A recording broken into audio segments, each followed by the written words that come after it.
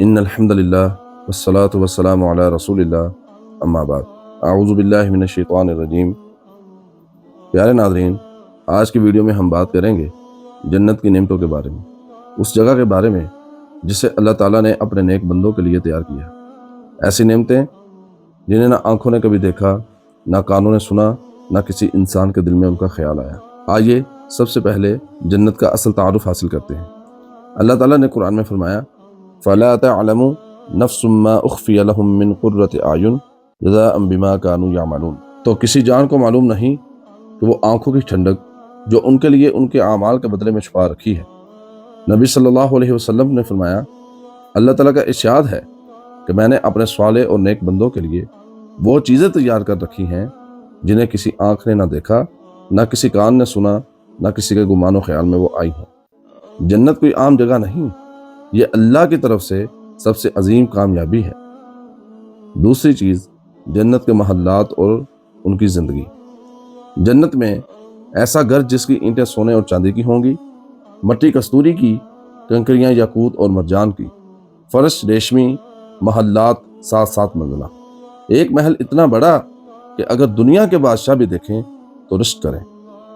تیسری چیز، جنت کے اندر نہریں دودھ، شہد، پانی اور شراب طہور کی ہوں گی۔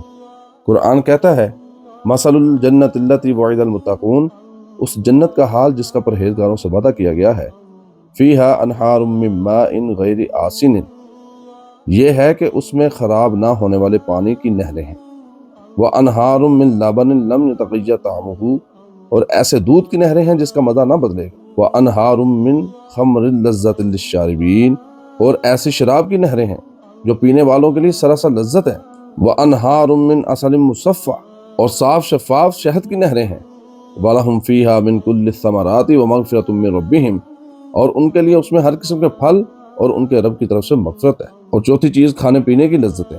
جنت کا کھانا دنیا کے کھانے جیسا نہیں، جو مانگو گے فوراً حاضر، ایک پھل کھاؤ گے تو دوسرا اس سے زیادہ لذیذ ہوگا، کوئی گند، کوئی تھکن، کوئی پیٹ خراب، کچھ نہیں، نہ پخانا نہ پیشاب، صرف خوشبو۔ پانچویں چیز، لباس اور زینت۔ ریشمی لباس، سونے چاندی کے کنگن، سر پر تاج، چہرے ایسے 14ویں کا چاند لگیں گے، جسم 30 سال کی عمر والا بغیر بڑھاپے کے۔ جنت میں نہ موت ہے نہ ہی بیماری۔ چھٹی چیز، جنت کی حوریں اور اہل جنت کی خوشیاں۔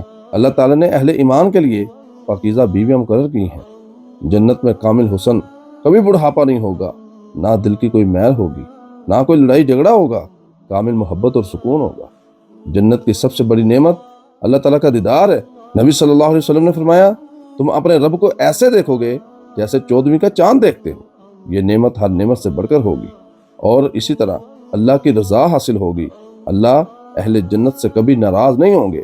جنت کے اندر کوئی غم نہیں ہوگا، نہ موت ہوگی، نہ بیماری، نہ تھکاوٹ ہوگی، نہ حسد، نہ ٹینشن ہوگی، صرف خوشی، صرف سکون اور راحت ہوگی۔ اب آئیے، سوال یہ ہے کہ جنت حاصل کیسے ہوگی؟ جنت آسان نہیں مگر ناممکن بھی نہیں۔ قرآن میں اللہ نے واضح طریقہ بتایا ہے۔ پہلا، ایمان۔ دوسرا، اللہ اور اس کے رسول کی اطاعت۔ تیسرا، نماز قائم کرنا۔ چوتھا، دل سے گناہوں سے توبہ کرنا۔ پانچواں، لوگوں کے حقوق ادا کرنا۔ چھٹا، اللہ کے خاطر نیکی کرنا۔ نبی صلی اللہ علیہ وسلم نے فرمایا ہر شخص جنت کے لیے پیدا ہوا ہے مگر وہ اعمال کے ذریعے اسے حاصل کرتا ہے۔ پیارے بھائیوں اور بہنوں، جنت کوئی خواب نہیں، حقیقت ہے جسے اللہ نے ہمارے لیے تیار کیا ہے، مگر اس کے لیے ہمیں اپنی زندگی کو اللہ کے حکم کے مطابق ڈالنا ہوگا۔ اللہ ہم سب کو جنت الفردوس عطا فرمائے۔